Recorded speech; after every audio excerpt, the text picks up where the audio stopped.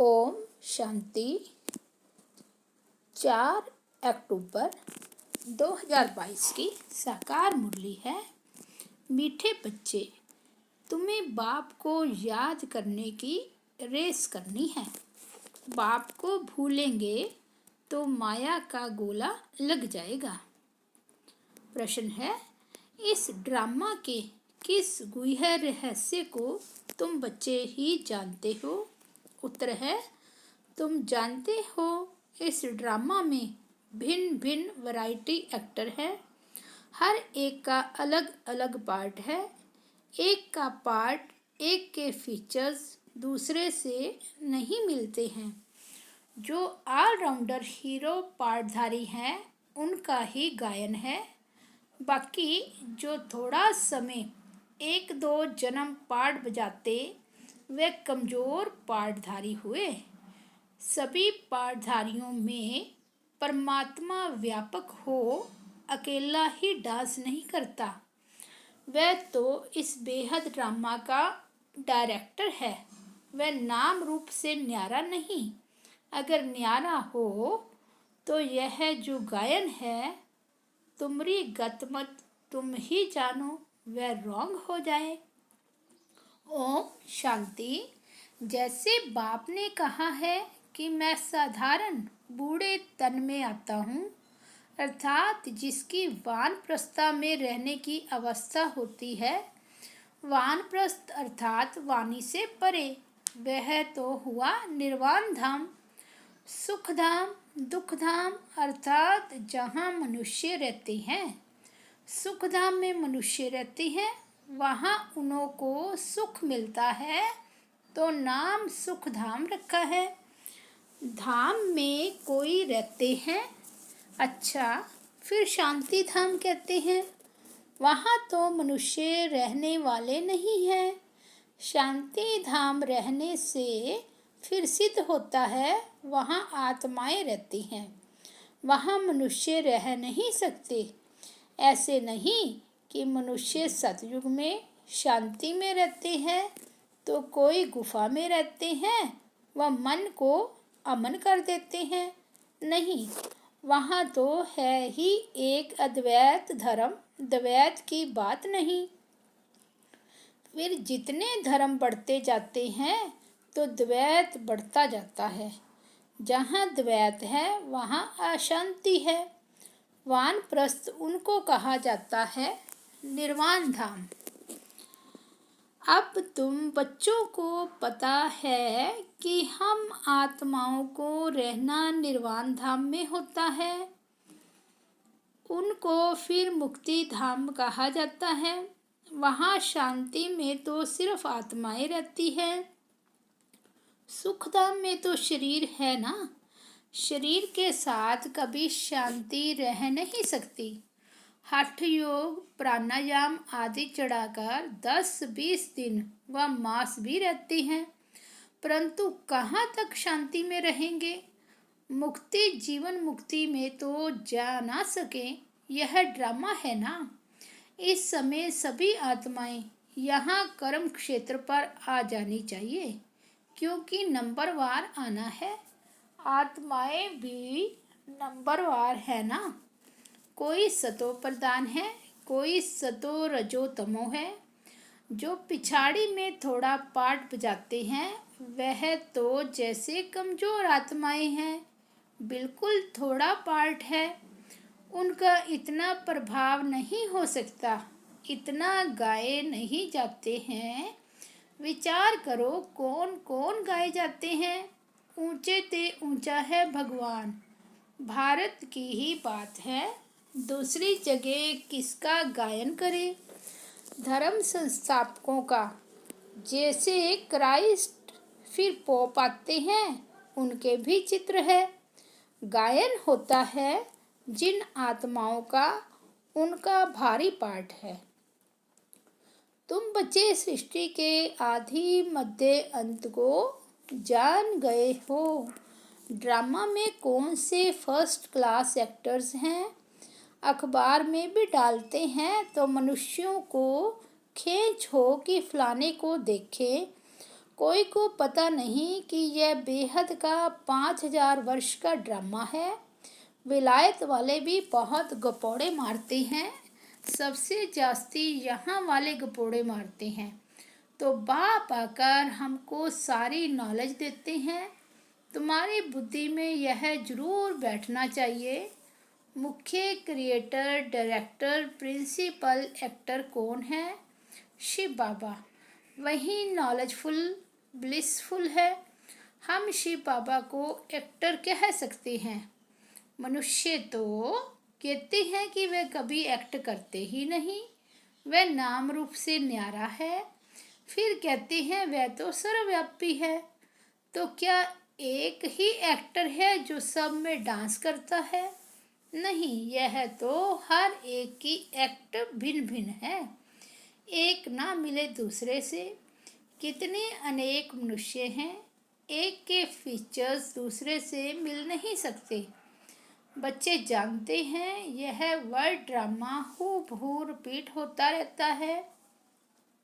तुम्हारे पास गीत भी बहुत है कि फिर से गीता का ज्ञान सुनाना पड़ा।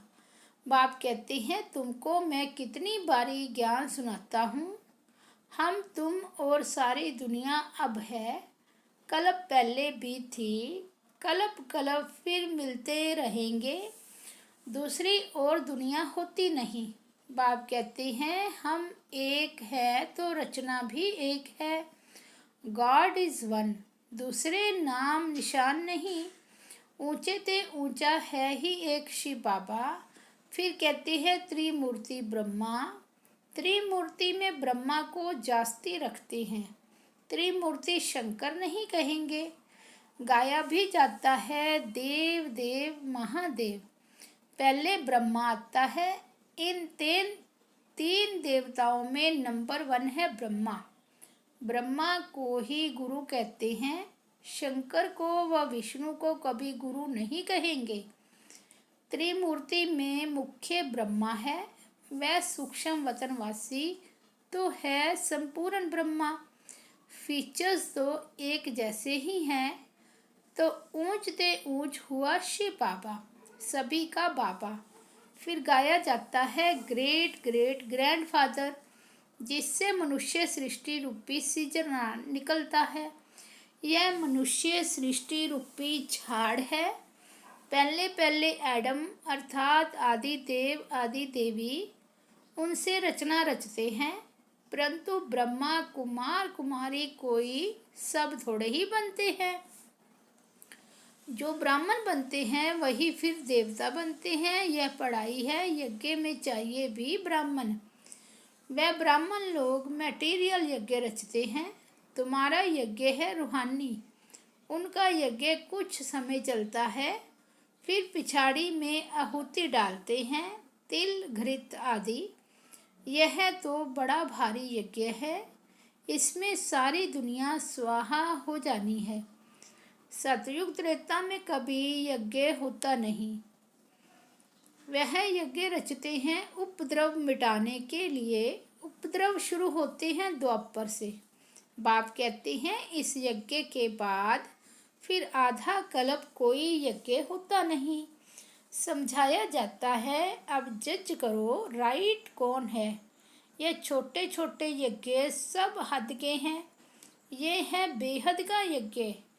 इस यज्ञ में सारी आहुति पड़ेगी। फिर आधा कल्प कोई यज्ञ नहीं। कोई मंदिर पूजा के लिए नहीं होता। मंदिर बनते ही हैं भक्ति मार्ग में।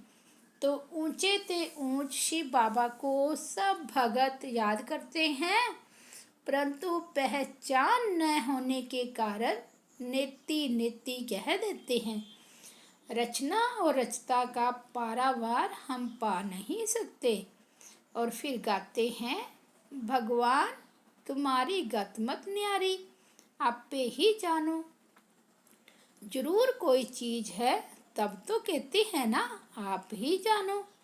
जरूर नाम रूप वाला होगा तब तो कहते हैं हे भगवान आपकी गत मत न्यारी। परंतु मनुष्य तो इसका अर्थ समझते नहीं है। बाप समझाते हैं मेरी मत सबसे न्यारी है। तुमको शूद्र से ब्राह्मण बनाकर फिर श्रेष्ठ देवता बनाता हूँ। जीवन मुक्ति दाता हूँ। मैं सर्व का लिबरेटर हूँ। कलयुग पूरा हो फिर सतयुग होता है। सतयुग में दुख की बात नहीं होती। बाप अब दुख से लिबरेट करते हैं।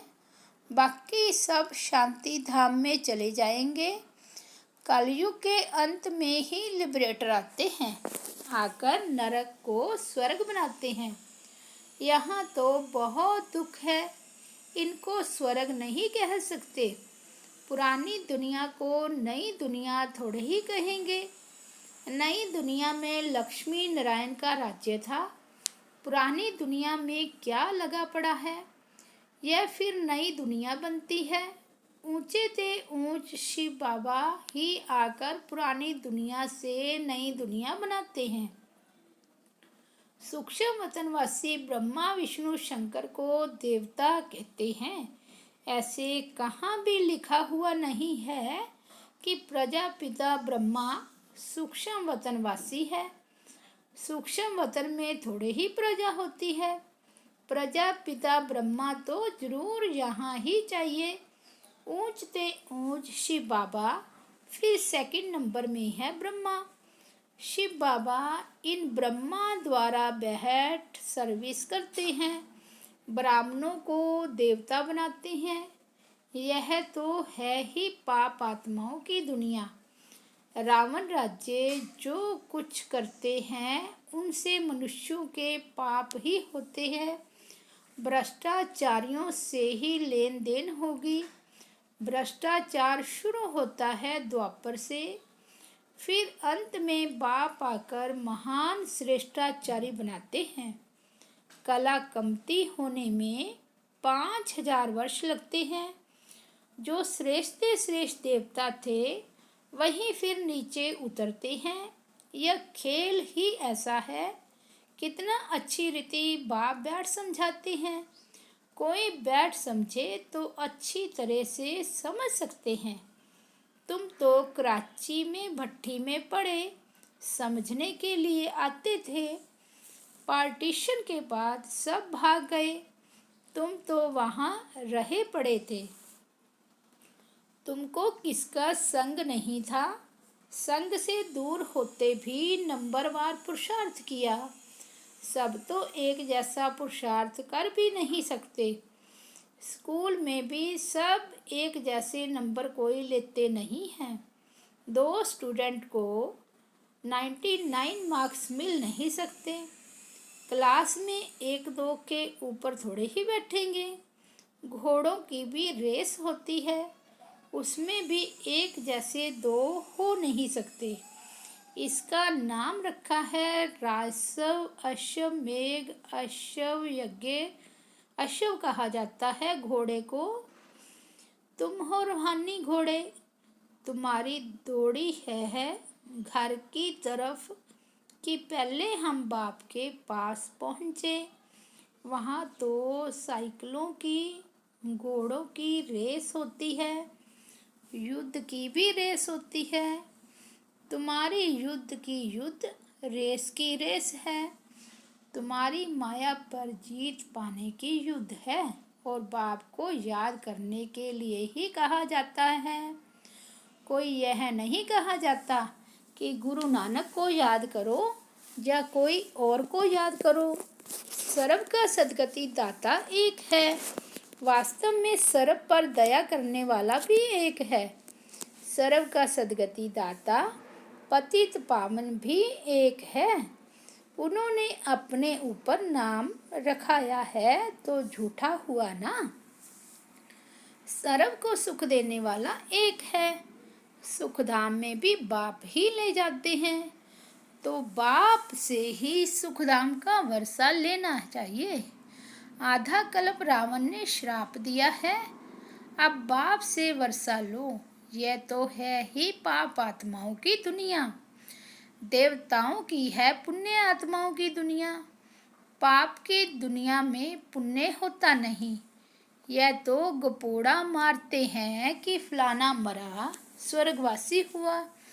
अरे स्वर्ग है ही नहीं तो फिर स्वर्ग में जन्म कैसे मिलेगा?